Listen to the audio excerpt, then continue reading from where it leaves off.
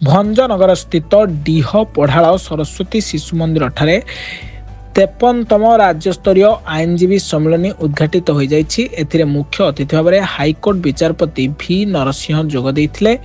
कार्यक्रम में शुभारंभ करते ऑल ओडिशा वकील संघ सभापति मानस रंजन महापात्र अध्यक्षतार अनुष्ठित कार्यक्रम में राज्यर समस्त जिलूर बहु संख्यक आईनजीवी आसी जोग देइछन्ति। यह अवसर में कार्यरत आईनजीवी मानक पई स्वास्थ्य बीमा, साधारण बीमा, पेंशन भली विभिन्न दाबी सरकार निकट में रखा।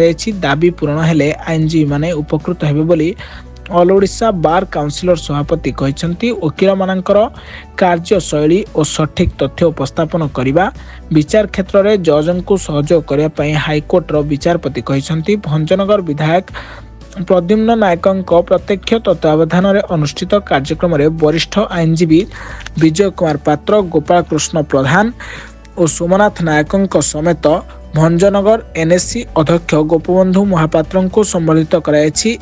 एसहित अतिथि मानक द्वारा दिल्लयर पुस्तिकार उन्मोचन कराई। अन्य भंजनगर वकील संघ सभापति शैलेन्द्र नारायण साहू, संपादक राजेंद्र कुमार प्रधान, AOLA कार्यकारिणी सभापति ज्योति रथ, कार्यकारी संपादक विकास दास, बार काउंसिलर सदस्य पीतवास पंडा, संपादक अनिल कुमार परिडा मंच में उपस्थित थे। आईनजीवी रवि दास कार्यक्रम में संयोजना करते। भंजनगर वकील संघर समस्त आईनजीवी सहयोग करते। गंजाम जिलूर अनिल कुमार गौड़ रिपोर्ट, ब्लैकेट न्यूज ओडिया।